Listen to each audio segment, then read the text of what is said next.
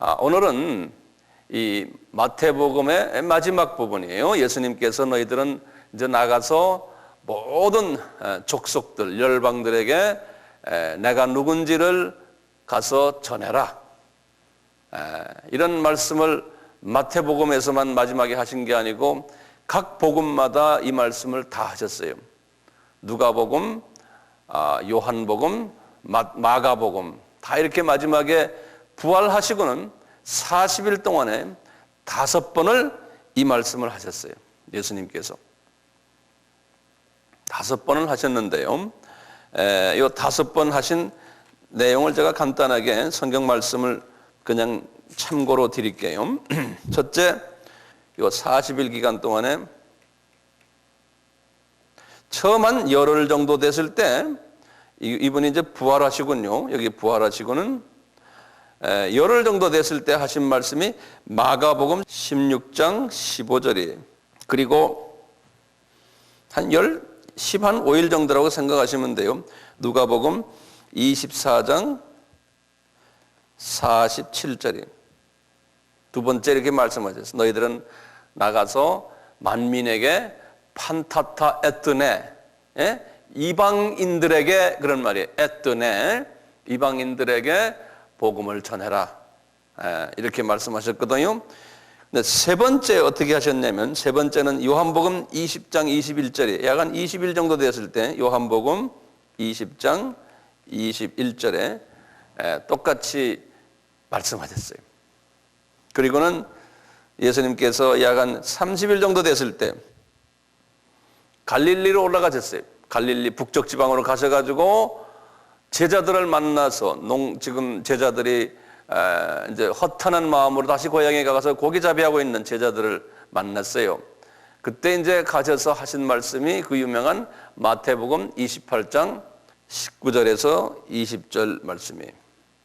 그러므로 너희들은 가서 모든 족속으로 제자를 삼아, 이 말씀을 약간 40일의 후반부에 가서 이 말씀을 하시곤 말이죠. 그리고 예수님이 다시 예루살렘으로 내려오셨어요. 내려오셔가지고 요 40일째 되는 날에 예수님이 그 유명한 사도행전 1장 8절의 말씀을 하셨어요. 사도행전 1장 8절의 말씀을 하시고는 그 길로 승천하셨어요. 그래서 요 사도행전 1장 8절은 마지막 주님이 말씀하신 말씀이에요. 승천하기 전에. 이 배경을 우선 이렇게 보시고요. 하나님께서 지금 이제 사도행전으로 주님의 그 복음의 말씀이 지금 넘어가는 단계예요.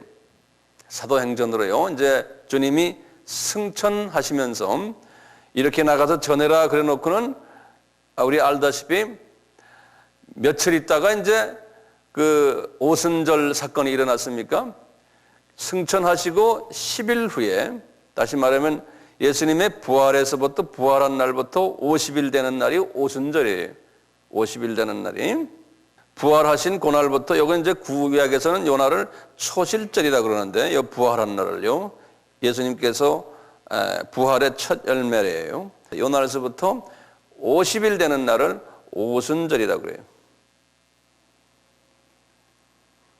이것은 모세 때부터 이렇게 절기를 줘가지고 지켜왔어요. 모세 때부터. 그러니까 예수님 당시를 생각하면 1500년 전부터 초실절을 지켜왔고 그 다음에 50일 있다가 오순절을 지켜왔어요. 그러니까 이스라엘 사람들이 1년에 한 번씩 이런 절기를 지키니까 이스라엘 사람들이 1500년 동안 이 절기를 매년마다 지켜왔거든요. 그러니까 예수님도 이 초실절을 지키셨어요. 그리고는 지금 오순절을 지키기 열흘 전에 지금 사도행전 1장 8절에 말씀을 하시고는 이분께서 승천하셨거든요. 이렇게 승천하셨는데 뭐라고 그랬냐면, 너희들 내가 어느 날인지는 말하지 않지만 이제 너희들이 성령으로 세례를 받을 터이니 이 예루살렘을 떠나지 말고 열심히 그 성령 받기를 위해서 기도하고 기다리라는 거예요. 근데 우리 예수님은 10일 후에 그렇게 하시겠다라고 말씀하셨으면 얼마나 좋아요? 근데 그렇게 말씀을 안 하셨어요. 그냥 열심히 믿음으로 기다려라. 예. 이게 이제 우리의 믿음을 보시고 하신 것 틀림없어요. 자, 그런데요, 이렇게 열흘 동안 기다릴 것을 미리 알았으면 많이 기다릴 텐데, 이분들이 실은 120명이 기다렸지 않습니까? 그런데요, 우리 주님이 몇 사람한테 이야기했길래 지금 이 말씀 사도행전 1장 8절만이 아니에요. 이제 사도행전 1장 이제 3절부터 쫙 이제 나오는 말씀인데요. 요 40일 되는 요날 하신 말씀을 우리가 한번 보시면서 우리 한번 좀 참고해 봐요. 그래서 사도행전 1장을 한번 열어봐 주세요. 사도행전 1장, 행전 1장 3절에서부터 이 8절 말씀 우리 한번 봅시다. 예, 그러면 제가 한번 2절부터 한번 볼게요. 그의 택하신 사도들에게 성령으로 명하시고 승천하신 날까지의 일을 기록하였노라. 그 다음에 3절부터 보세요. 해 받으신 후에, 이건 십자가에서 죽으신 후에 또한 저희에게 확실한 많은 증거로 친히 사심을 나타내사 40일 동안, 그랬죠? 거기 성경에 줄을 그어주시겠어요? 저희에게 확실한 증거로 40일 동안 보이심에 하나님 나라의 일을 말씀하시니라. 이 하나님 나라의 일을 말씀하셨다 했는데요. 실은 요 지상명령을 5번 제자들에게 말씀하셨어요. 이 지상명령은 가장 중요한 예수님께서 유언적인 말씀을 하신 거고, 이 지상명령을 내리시기 위해서 지난 4,000년 동안 준비하셨던 거예요. 이 지상명령을 내리시기 위해서. 그래서 여기 보면, 그러면 몇 명에게 이 지상명령을 내렸을까요? 어디에 이 성서에서 이제 이 부분을 우리에게 보여주냐면은 고린도전서 15장에 보면은 이 몇 명이라는 게 정확하게 나와요. 그래서 이건 이제 꼭 외워두실 게 좋겠죠. 고린도전서 15장 보시면 3절부터 8절의 말씀을 보시면은 분명하게 여기에 말씀이 나와요. 우리 평소에 다 들은 이야기일 수도 있어요. 어떤 분에게는. 그렇지만 알아도 다시 한번 재확인하는 게 좋겠죠. 여기 보시면은 고린도 이 교회가요, 부활이 없다라고 이야기를 했거든요. 몇몇 사람들이 분명히 우리 바울이 고린도 교회에다가 가서 예수 그리스도의 부활을 설명하고, 부활이 역사적인 사건이고 그것은 거짓말이 아니다, 진짜다 이렇게 했는데, 이 바울이 그 교회를 떠난 후에 그 뒤에서 수근수근 거리는 사람들이 있었어요. 그래가지고는 부활이 실은 없다. 그런데 이 바울 선생님이 말을 만들어서 한다. 이런 식으로 자꾸 이제 말들이 많으니까 그 교회 안이 좀 시끄러웠어요. 그래서 이제 교회에서 바울에게 연락을 했어요. 우리 교인 중에 이런 사람들이 있습니다. 그러니까 이제 바울이 그 문제를 이 15장에서 설명해 드리는 거예요. 그 교인들에게 여러분들 그러면서요, 3절과 4절은 이렇게 해놨어요. 한번 보세요. 내가 받은 것을 먼저 너희에게 전하였노니 이는 성경대로 그리스도께서 우리 죄를 위하여 죽으셨다 그랬어요. 그러면 사도 바울이 지금 말하기래요, 성경대로 죽으셨다는 거예요. 그러면 그 당시에 바울이 말하는 성경은 어딥니까? 바울이 말하는 성경은 구약 성경이에요. 그렇죠? 그럼 구약에 어디에서 말했길래 이렇게 예수님의 부활을 이야기하느냐? 이제 4절에 분명히 또 그랬어요. 장사 지낸 바 되었다가 성경대로 사흘 만에 다시 부활도 하셨다. 그러면 분명히 구약의 말이에요. 바울 말씀에 하면 예수께서 죽으셨다가 3일 만에 살아났다는 거예요. 구약에 그 말이 있다는 거예요. 그 예언이 있다는 거예요. 그 예언 있기에 그 예언 때문에 예수님이 그렇게 하셨다는 거예요. 왜냐하면 이 구약을 믿는 유대인 디아스포라들, 지금 고린도에 살고 있는 그 사람들에게는 구약에 있다면은 분명히 있을 거라고 확신하기 때문에 이 고린도 이 교회에는 헬라 사람들이, 고린도는 헬라 나라거든요. 헬라 사람들이 거기 대부분이었지만 그 안에도 유대인 중에서, 이민간 유대인 중에서 복음을 받아서 기독교인이 된 사람들도 그 교회 안에 있거든요. 특히 유대인 중에서 이런 말을 하는 사람들이 있었거든요. 그러니까 이제 이야기를 하는 거예요. 성경에 분명히 예수님이 죽으셨다가 3일 만에 살아난다는 것이 있다는 거예요. 어디에 있게? 성경에 말이죠. 바울이 이런 말 했어요. 첫째요, 구약의 십자가 사건, 그리고 부활 사건이 어디 있느냐 이거예요. 이건 우리가 이제 이런 거는 다 외워둘 필요가 있죠. 제가 항상 외워두십시오 하는 거는 이런 의미에서 그래요. 다 이렇게 딱 나오면 전도할 때도 그대로 탁 나와야 되거든요. 그게 이제 실력 있는 사람들이죠. 구약이 어디 있느냐? 그럼 첫째, 아브라함 때를 한번 보는 거예요. 아브라함 때 딱 보면요. 혹시 아브라함 때 이 예수님의 그 죽으심과 부활의 사건을 어디에서 볼 수 있어요? 예? 이삭 바치는 장면이거든요. 그러니까 그것도 우리 써놓는 거예요. 이삭 바치는, 이삭 희생시키는 그 장면에서. 그러면 우리 창세기 몇 장인던가요? 창세기 22장이죠. 맞습니다. 22장이에요. 이걸 머릿속에 탁 먼저 떠오르는 거예요. 그러니까 이것을 내가 알아도 또 조직적으로 이렇게 탁탁 먼저 우리가 공부하는 거예요. 공부해서 정확하게 창세기 22장에 이거는 아브라함에게 하나님이 보여주셨다. 이삭은 예수 그리스도의 예표지요. 그리고는 두 번째, 구약에서 또 누굴 이야기할까요? 이제 우리 요나 사건이, 요나도 예수 그리스도의 표상이에요.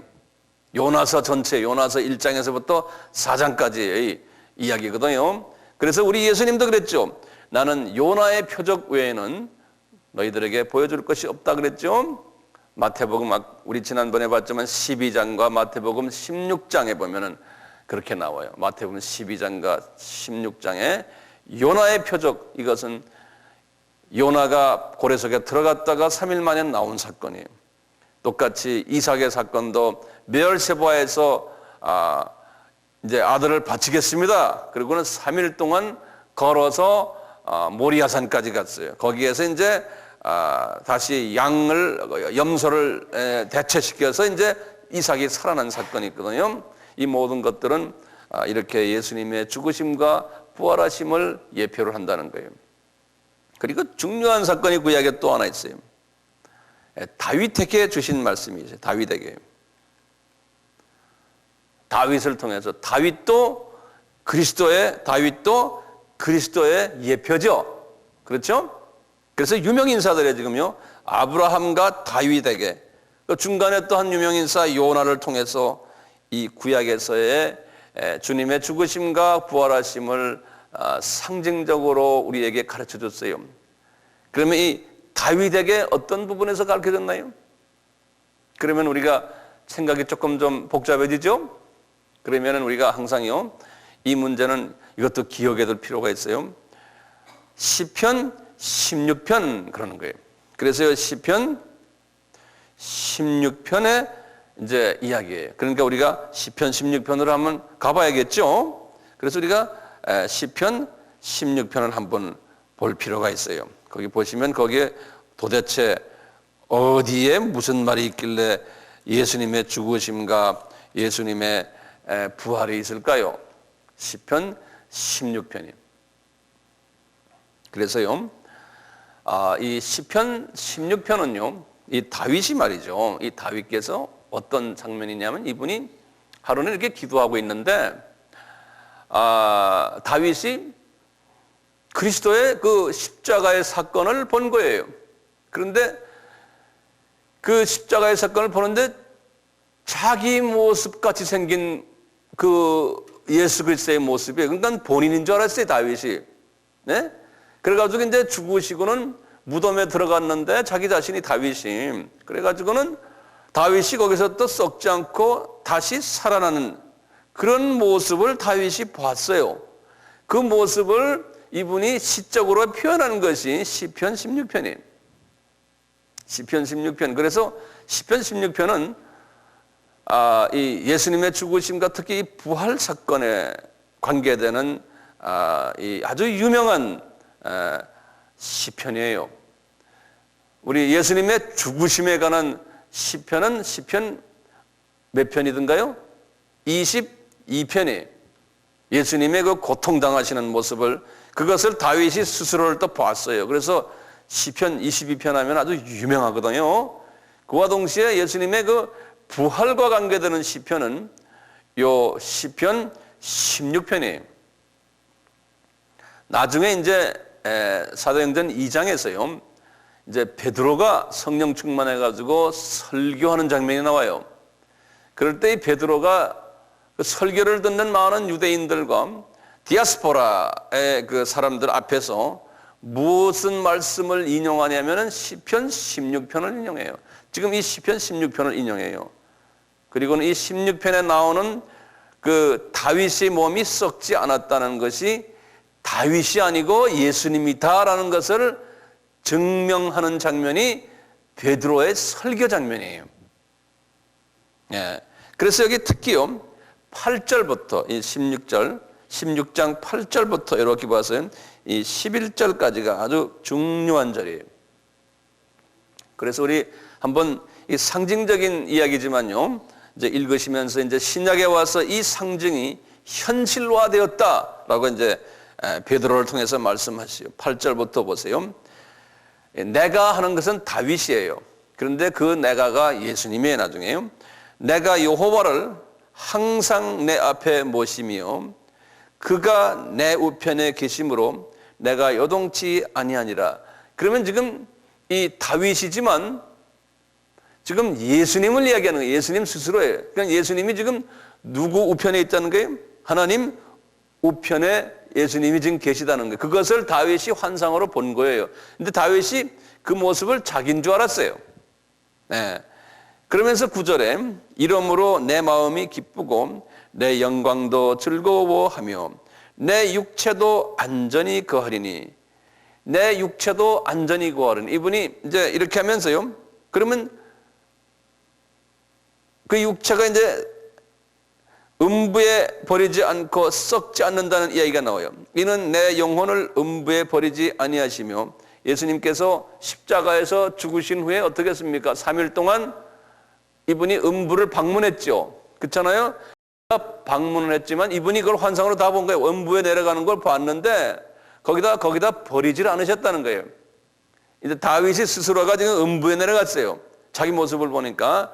그래서 거기서 내가 이제 음부에서 죽는구나, 끝나는구나, 버림을 당하는구나 이렇게 생각했는데 거기서 다시 그냥 살아나는 부활 이야기가 나오는 거예요.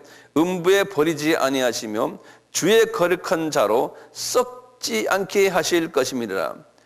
본인이 썩지 않는 것을 본 거예요. 그러니까 이 다윗은 자기가 그런 줄 알았어요. 근데 나중에 베드로를 통해 가지고 성령님이 가르쳐 주시는 거예요.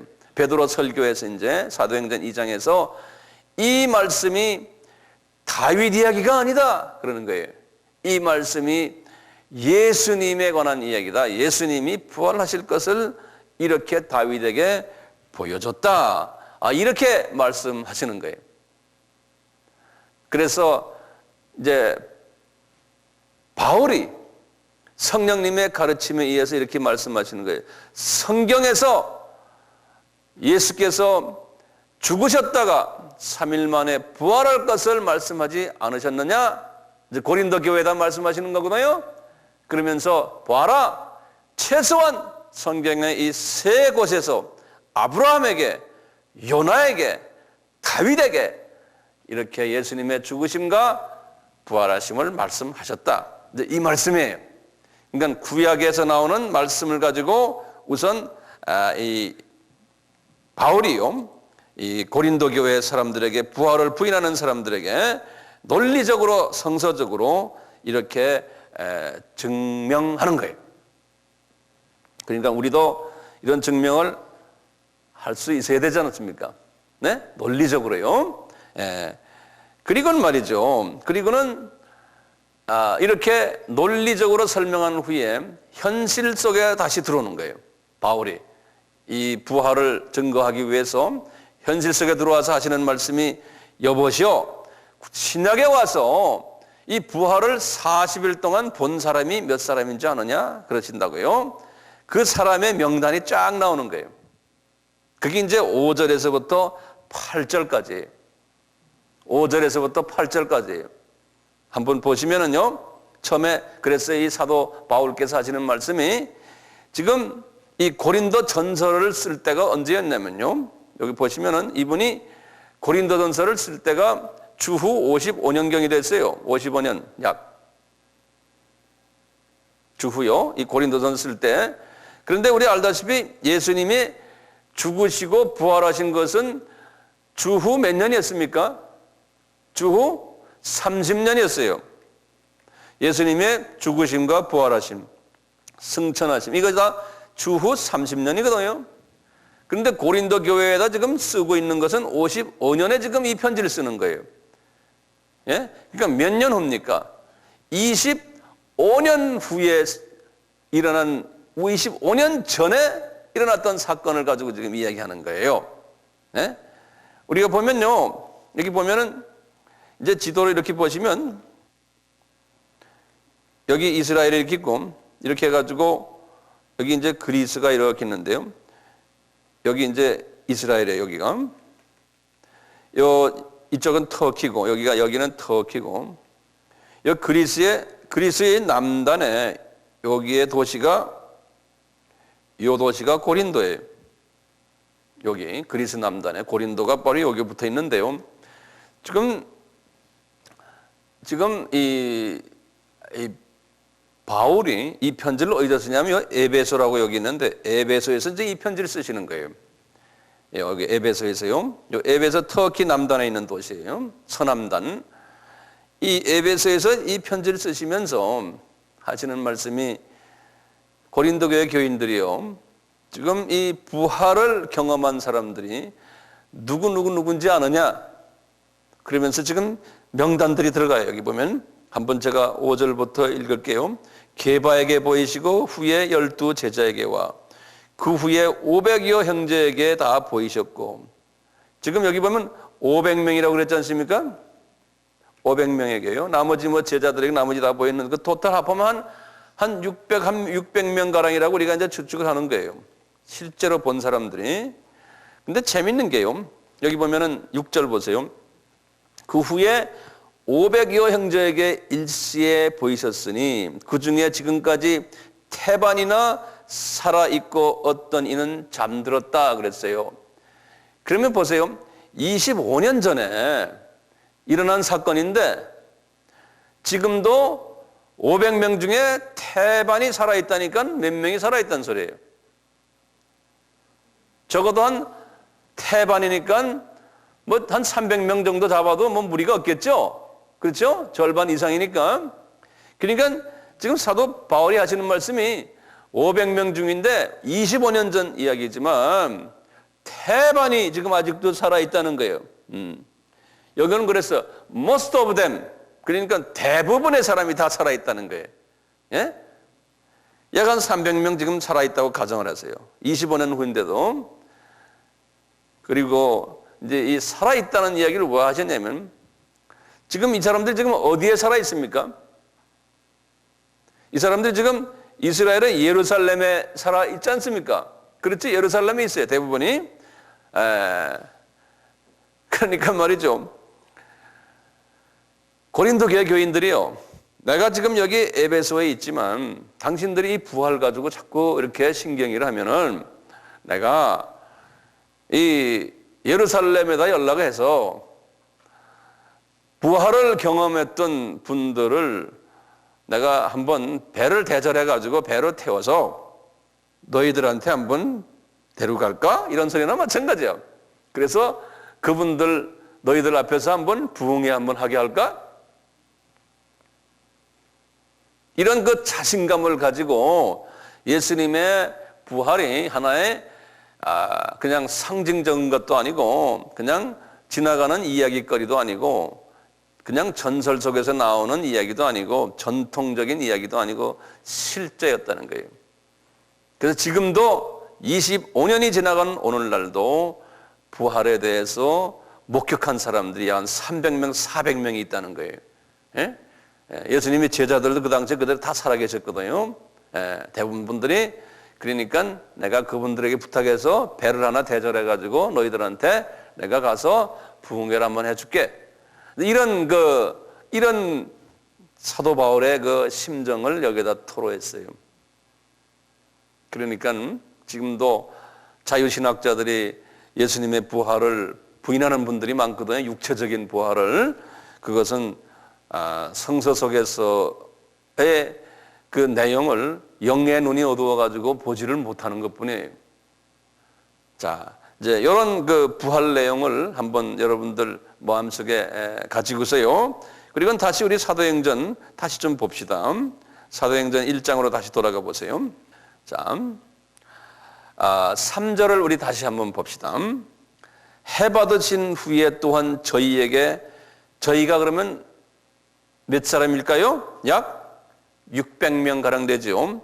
저희에게 확실한 많은 증거로 친히 사심을 나타내사 40일 동안 저희에게 보이시며 하나님 나라의 일을 말씀하시니라. 이렇게 이제 하면 요 말씀이 이제 3절 말씀만 읽으시면 좀 이해가 되겠죠. 제가 쭉 설명을 지금 했어요. 네. 그래서 우리가 하나님 말씀을 이렇게 공부를 할 때 한 절을 딱 보고요. 거기에 들어있는 내용을 역사적인 측면에서 또 성서적인 측면에서 그걸 전체를 보는 눈을 가질 필요가 있어요. 그게 눈에 보이면요. 성서 읽을 때 입체적으로 성서가 보이니까 아주 영성이 이제 살아나게 되고 영감이 막 그냥 여기저기서 막 나타나고요. 그리고 이제 그 영적 통찰력이 생기기 시작을 해요. 우리가 이제 이 공부를 하는 목적이 그거예요.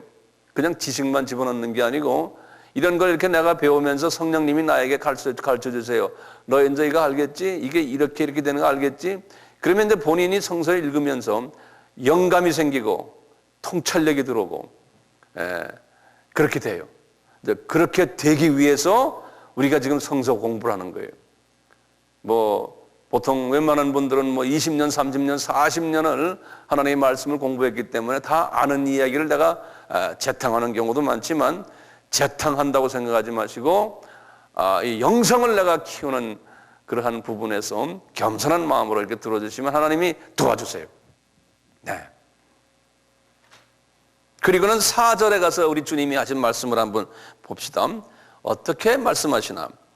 사도와 같이 모이사 저희에게 분부하여 가라사대. 그건 어디에 모였습니까?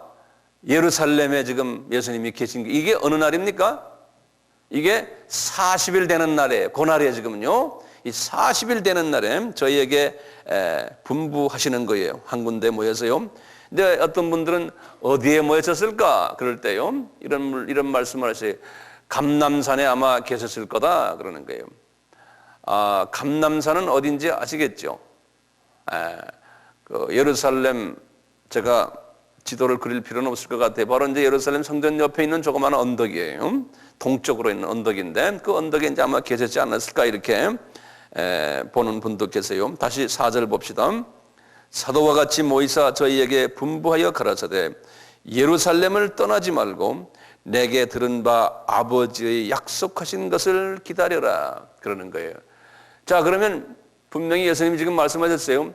아버지가 약속하신 것을 기다려라. 이게 뭡니까? 이게 뭐예요? 성경을 보시면서 항상 이렇게 예리한 눈으로 보실 필요가 있어요. 그냥 막연히 알지 마시고 도대체 예수님이 뭘 말씀하셨길래 아버지가 약속한 것이 뭔가 이거예요. 응?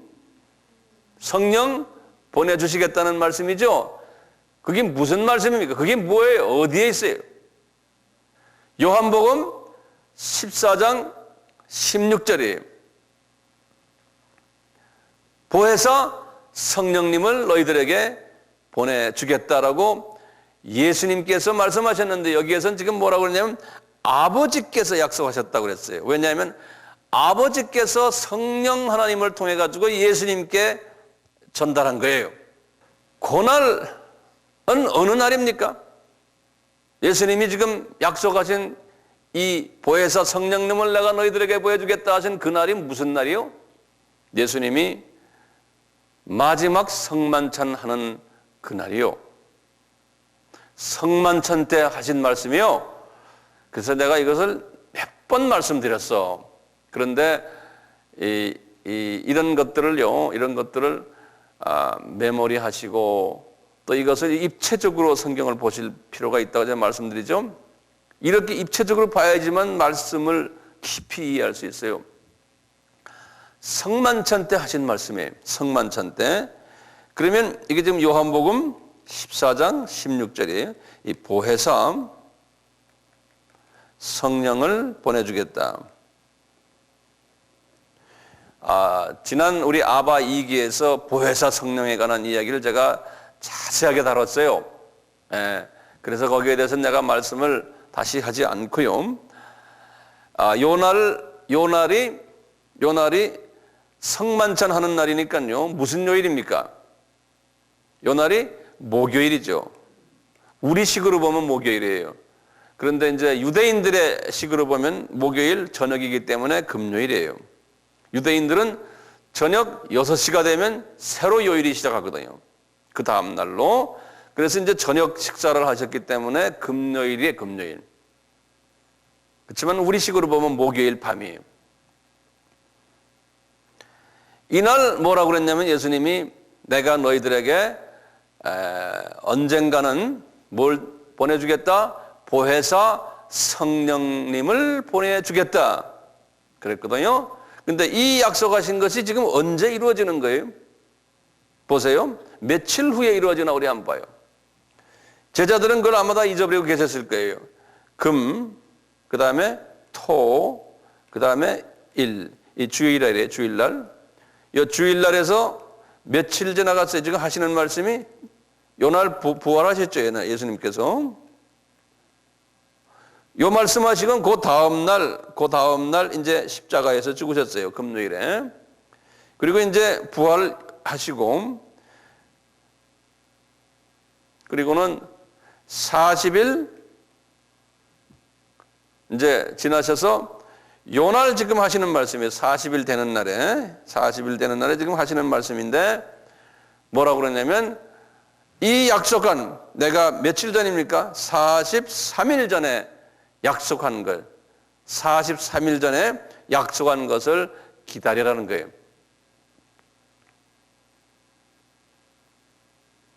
그러면서 언제 그 성령님을 이 보혜사 성령님을 주겠다는 말씀은 안 하셨어요. 예. 그런데 알고 보면 10일 후에요. 10일 후에 이제 보혜사 성령님이 내려오셨어요. 약속하신 대로. 그러니까 정확하게 53일 후에 내려오셨어요. 그렇죠. 요 날이 이제 50일 되는 날에 영어로는 펜테코스트 그래요. 펜테코스트. 여기 이제 오순절이. 요 날에 이제 요 약속하신 것이 그대로 이루어졌어요. How many days after? 53일 이후에. 이렇게요. 그러니까 성서가 우리가 이 역사를 모르면 안 되잖아요. 우리는 옛날에 성서 공부를 할 때 이런 식으로 안 배웠을 확률도 있어요. 그냥 이렇게 평면으로 배웠죠. 입체로 우리가 배우질 않았어요. 왜냐하면 이 역사는 입체거든요. 이 역사는.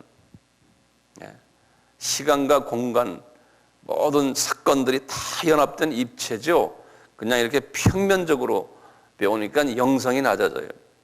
그리고 또 우리 하나님 말씀을 잘못 이해하고 제멋대로 이해하고 그렇게 돼요. 네. 자, 그러면요. 여기 또 중요한 게 있어요. 5절 보세요, 이제. 요한은 물로 세례를 베풀었으나 너희는 몇 날이 못되어 성령으로 세례를 받으리라 이렇게 말씀하신 거예요. 그래서 성령 세례를요. 영어로 뭐라고 했냐면 성령 세례를 baptism 그래요. baptism 그래요. of the Holy Spirit 그래요. 그러니까 이걸 성령 세례, the baptism of the Holy Spirit 이렇게 말해요. baptism of the Holy Spirit 또는 baptism in the Holy Spirit 이렇게도 말하고요. 이렇게 말씀을 하시고는 그 유명한 말씀 8절 말씀 우리 다 알지 않습니까? 8절 말씀 보시면 이게 우리가 다 들은 말씀이기 때문에 이 8절 말씀이 그냥 쉽게 그냥 넘어가지만 이 말씀은 대단히 중요한 말씀이에요. 첫째 뭐냐? 왜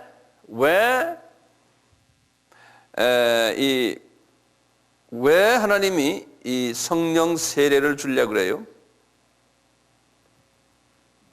8절 말씀을 이루시기 위해서는 성령 세례를 받아야 하기 때문에 그래요. 이 말은 뭐냐면요. 이 지상명령이에요. 지상명령의 요건이에요. 지상명령을 수행하려면은 지상명령 수행 요건이죠. 수행하려면은 첫째, 성령 세례를 받아야 돼요. 이것은 우리가 지난번에 우리 이야기할 때 그런 얘기했죠. 요단강을 건넌다 그런 말 했지 않습니까? 네, 요단강을 건너는 경험이에요. 성령 세례를 받아야 돼요. 성령 세례는 여러 가지 형태로 오죠. 어떤 때는 불같이 오기도 하고 어떤 때는 비둘기같이 오기도 하고요. 어떤 때는 물같이 오기도 하고 어떤 때는 바람같이 오기도 하고요. 이런 식으로 성령의 그 한번 만지심이 이제 경험돼요. 그래서 뭐 방언도 터지고 또는 눈물도 나오고 또는 회개는 말할 것 없고요. 그리고는 이와 동시에 이제 능력이 나타나죠. 이제 성령의 능력이라는 건 다시 말하면 성령의 한 30가지의 은사들이 이제 나타나는 거예요. 은사들이요. 예, 은사들이 이제 나타나는 거예요. 이런 모든 일들이 이제 성령 세례를 통해서 이제 나타나는 것들이에요. 이걸 꼭 받아야 되는 거예요. 성령 세례를. 근데 성령 세례를 그래서 주님이 말씀하시기를 너희들은 8절 말씀 오직 성령이 너희에게 임하시면 너희가 권능을 받고 그랬어요. 예? 그러면 이걸 받으면 뭐가 나타나냐면 권능이 나타나는 거예요. 권능이. 예. 권능은 파워라고 그랬어요. You receive power. 이 파워인데요. 이 파워는 원어로 두나미스 그런데 두나미스. 이 두나미스란 말인데요. 이 두나미스란 말은 무슨 뜻이냐면 우리 영어로 다이너마이트란 말 있죠. 다이너마이트. 다이너마이트. That's the same language. dunamis and dynamite. 예. 이 다이너마이트는 뭡니까? small 아주 조그만 한 individual 아이템이에요. 조그만 아이템인데 엄청난 폭발력을 가지고 있다는 거예요. 네. 네? 그래서 그 폭발력을 다이너마이트를 내가 가지게 된다는 거예요. 그러니까 한 사람이 이 baptism in the Holy Spirit 성령 세례를 받으면은 내가 다이너마이트가 돼가지고 그냥 팍 퍼진다는 거예요. 예. 그러니까 성령 세례를 받는 목적이 뭘겠어요? 그저 내가 은사 받고 성령 세례 받아서 그냥 이렇게 가만히 기쁨을 느끼고 그냥 이렇게 정적인 의미가 아니에요. 네? 성령 세례를 받으면은 내가 다이너마이트가 되는 거예요. 다이너마이트가 돼가지고 어떻게 하느냐? 이 다이너마이트가 되는데 지역적인 안배를 말씀하셨어요. 다이너마이트가 되면은 제일 먼저 지역으로 어떻게 된다는 거예요. 지역으로 우선 예루살렘에서 다이너마이트 역할을 한다는 거예요. 예? 요건 뭐냐면 예루살렘은 내 민족이에요. 내 고장이에요. 예. 그러니까 내 민족에게 먼저 다이너마이트 역할을 한다는 거예요. 그리고는 두 번째로 내 민족에서만이 아니고 그 다음에는 약간 넘어서 우리 같으면 여기 수지니까 경기도로 나간다는 거예요. 네? 다시 말하면 이거 온 유다예요. 이제 경기도로 내 동네에서 이제는 내 도로 나간다는 거예요. 네? 그래서 꼭 내 고향 사람들만이 아니고 다른 동네의 사람들도 내가 가서 다이너마이트 역할을 해야 된다는 거예요. 그 다음에 뭐예요? 사마리아라고 그랬죠.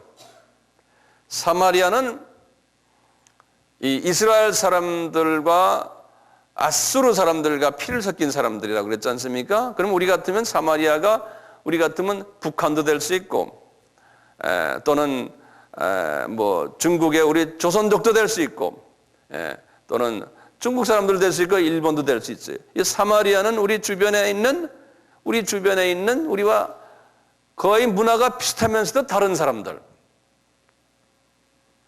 문화가 비슷하면서 다른 사람들이에요. 그러니까 북한이나 일본이나 또는 주변국들이에요. 또는 중국이나 이런 사람들이 한문 쓰고 우리가 음식도 비슷하고 그러니까 아시아 사람들 저쪽 동남아시아나 인도나 저쪽 사람들하고는 달라요. 이런 사람들 저는 사마리아 사람들이라 그러는 거예요. 네? 거기 나가라는 거예요. 거기 나가고 그 다음에 여기에서만 머물르지 말고 땅끝까지 나가라고. 땅끝. 그러니까 이게 우리가 성령 세례를 받는 목적은 요 순서대로 하는데 그런데 이제 우리 원어를 보면요. 예루살렘 그리고 온 유다 그리고 원어는 카이 이 엔드가요. 요 엔드란 말이 그리고라는 요 엔드가요. 어떤 의미가 있냐면 예루살렘을 다 보고만 한 다음에 유다를 가서 경기도를 다 보고만 한 다음에 이런 엔드가 아니에요. 엔드는 동시다발적인 엔드예요. 요 엔드는요. 동시다발적인 예루살렘 하면서 그 길로 유다도 하고 그 길로 사마리아도 하고 그 길로 땅끝까지 나간 동시다발적인 엔드예요. 그러니까 순서대로 그냥 이거 다 한 다음에 다시 말하면 한국이 다 복음화된 다음에 그 다음에 우리가 일본이나 중국이나 북한으로 가라 이게 아니에요. 예? 그런 엔드가 아니라니까. 동시에 한국의 복음이 떨어지면 그 길로 일부는 한국 사람들을 위해서 하고 일부는 이제는 사마리아를 위해서 유다를 위해서 사마리아를 위해서 나가라는 거예요. 네.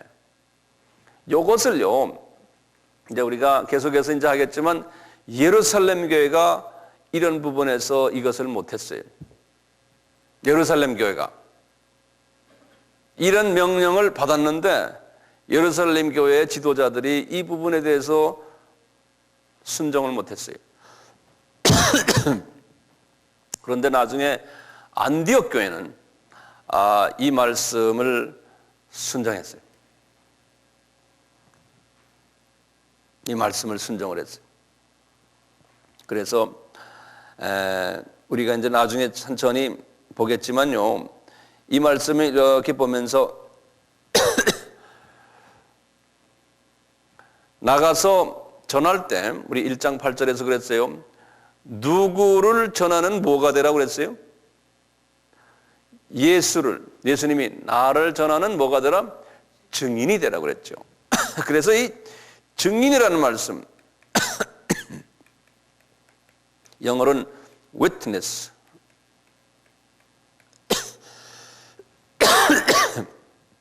여기 보면 증인이란 말 거기 있죠.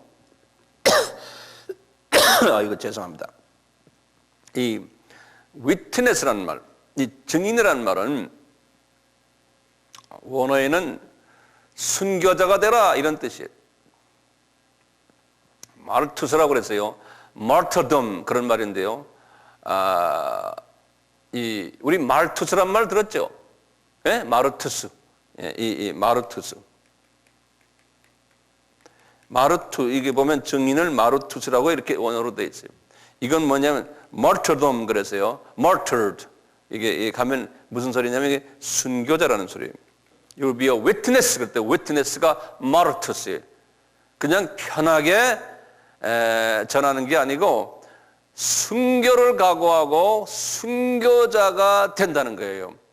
이 주님의 지상 명령을 전하려면은, 그러니까 순교자는 하늘나라에 가면은 제일 높은 사람이에요.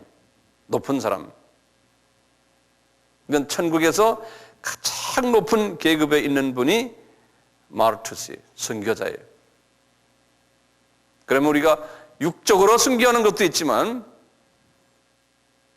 꼭 육적인 순교만이 순교가 아니죠. 이 순교는 다른 말로 표현하면 뭐냐면 마르투스는 it requires sacrifice. 희생을 우리한테 요구하는 거예요. 이 마르투스는요. 희생이요.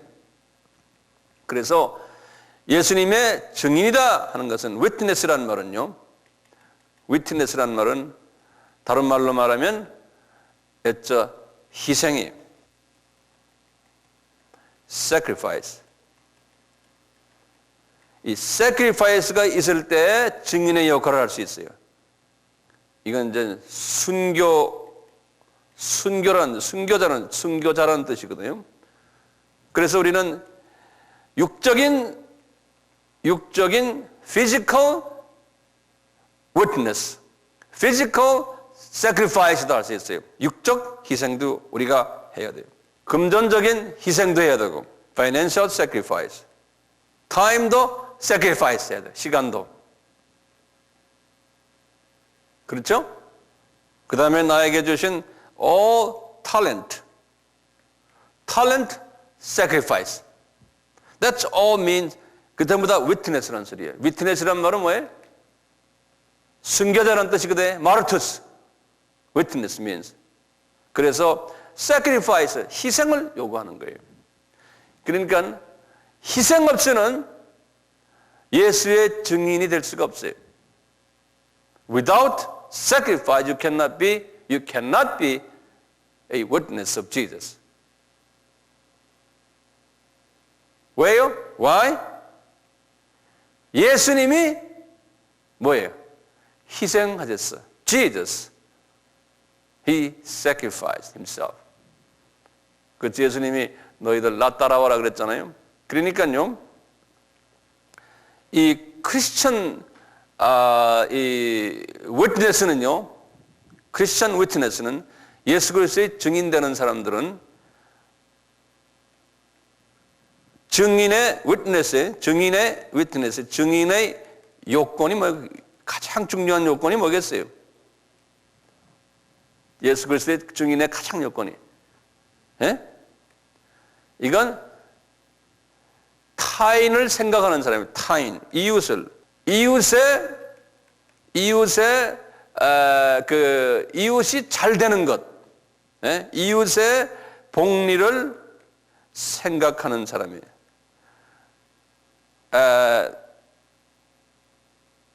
Always have an interest in others' well-being. 다른 사람의 well-being을 생각하는 사람이 that the 증인, witness의 qualification이에요. 왜냐하면 항상 내가 좀 손해보고 저 사람이 살아나는 것에 대해서 관심 있는 사람. 그냥 우리가 전도한다 하는 것도 또는 선교한다는 것은 항상 희생을 요구를 해요. 이 반대로요, 희생 없이 예수의 증인이 되려는 사람들이 있어요. 그거는 주님이 보실 때는 그건 증인이 아니에요. 그래서 어떤 사람을 하나님이 싫어할까요? 어떤 사람을 싫어하냐면 개인주의자들, 자기만 생각하는 사람 있죠? 개인주의자 또는 자기만 생각하는 걸 뭐라고 말해요? 자기만 생각한다. 이기주의, right? self-이기주의. Jesus hates this kind of God's workers who demonstrate self-interest, not looking for others' interest, not willing to sacrifice 하는 사람들은 God, he hates. 그래서 항상 내가 이렇게 희생하고 좀 손해보면은 나 때문에 저분이 잘 된다라고 하면서 잘 되는 걸 보고 기뻐하는 사람이. 그래서 이 개인주의를 가진 사람들, 이런 사람들은 주님이 보실 때 안 좋아해요. 그래서 항상 남을 생각하는 마음을 가지고서 예수 그리스도의 증인 역할을 해줘야 돼요. 우리 목사들도 똑같아요. 근데 목사들이 말이죠, 자기 어떤 욕심을 가지고서 자기의 어떤 비전이 있어요. 그 비전을 이루기 위해서 모든 사람 희생시키면서 달려가는 목사들도 있죠. 나도 그런 사람 중에 한 사람일 수도 있어요. 그냥 나를 내가 매일 점검해야 돼. 그것은 이제 같이 일하는 우리 동료들이 알아요. 저분이 그런 사람이구나. 그러면 나는 실패한 사람이에요. 내가 가지고 있는 어떤 비전을 이루기 위해서 모든 사람을 희생시키는 사람.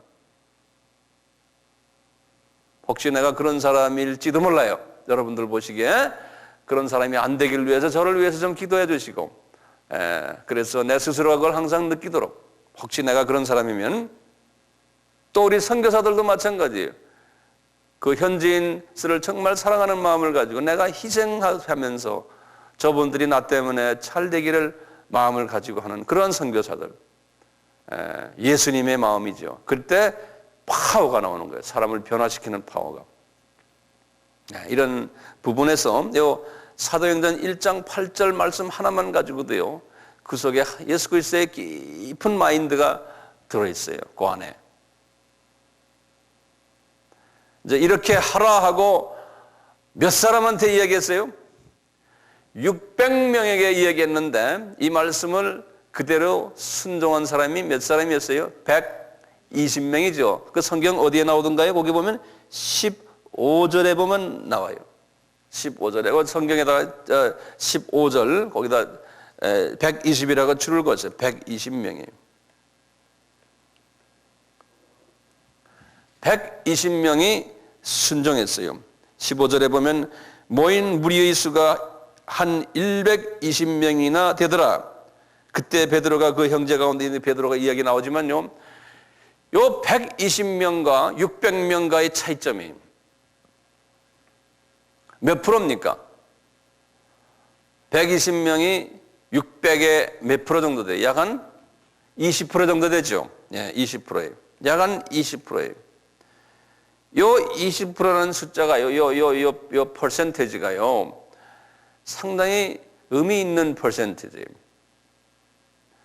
예수께서 정말 죽으셨다가 살아난 사건을 실제로 몸으로 보여주고, 그리고는 사람들이 이분이 대단한 분이구나라고, 하나님의 아들이구나, 저분이 우리를 위해서 이렇게 죽으셨다가 살아났구나, 이것을 믿고서 따라다니는 사람이 몇 사람이요?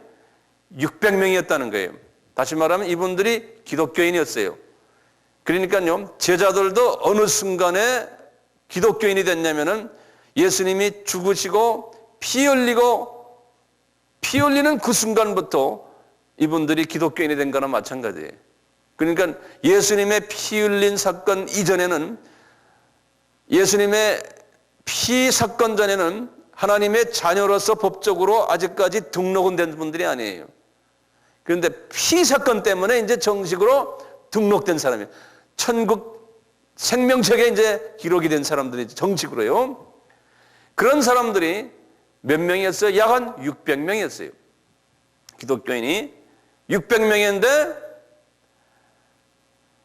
예수 그리스도의 말씀을 심각하게 생각하고 희생을 각오하고 마르투스가 되겠다고요. 희생을 각오하고 순종한 사람들은 20%밖에 안 된다는 거예요. 이 20%의 이 비율은 아주 대단한 의미가 있어요. 이 말씀부터 시작해서 지금까지 2000년 동안 기독교의 역사 속에서요, 예수님의 이 명령에 순종했던 사람들은 많아야 20%예요. 크리스천 중에서. 그래서 어느 교회나 교인은 많지만 20% 정도의 사람이 이 마인드를 가지고서 그 교회에서 신앙생활을 한다면은 그 교회는 건전한 교회라 그런다고 해요. 교회를 전문으로 하는 전문 신학자들이 그래요. 교회 성장 신학자들이 그래요. 어떤 교회는 한 20% 사람들만 정말 이 지상 명령에 순종하는 사람이 있으면 그 교회는 건전한 교회다 그런다고. 그런데 어느 교회나 보면 오늘날 아무리 숫자가 많아도 약 한 5% 정도, 많아야 10% 선에서 그냥 왔다 갔다 해요. 이제 저의 욕심은 우리 교회가 20% 선을 넘어서 적어도 한 80%가 전부 이 대열에 낀다면은 하는 그런 소망이 있고 우리 교회는 그렇게 돼야 된다고 합니다. 왜냐하면 우리는 딴 부분은 우리는 좀 약하지만 요 선교 부분만은 우리가 누구보다도 더 앞장가야 되겠다는 그런 거룩한 욕심이 있기 때문에 그래요. 그래서 이제 우리 한빛교회는 선교하는 교회라는 것을 만방에 알려주기 위해서는 또 주님 앞에 그것을 인정받기 위해서는 우리 교회 교인들 약 한 80%는 이 지상명령에 그냥 관심이 많고 지상명령을 위해서 시간으로 희생하고 물질로 희생하고 기도로 희생하고 탤런트로 희생하는 그런 교회가 됐으면 하는 것이 저의 바람입니다. 그리고 저의 소망이고 나의 비전이고 그렇게 될 때까지 저는 최선을 다해서 이 일에 정진하려고 합니다.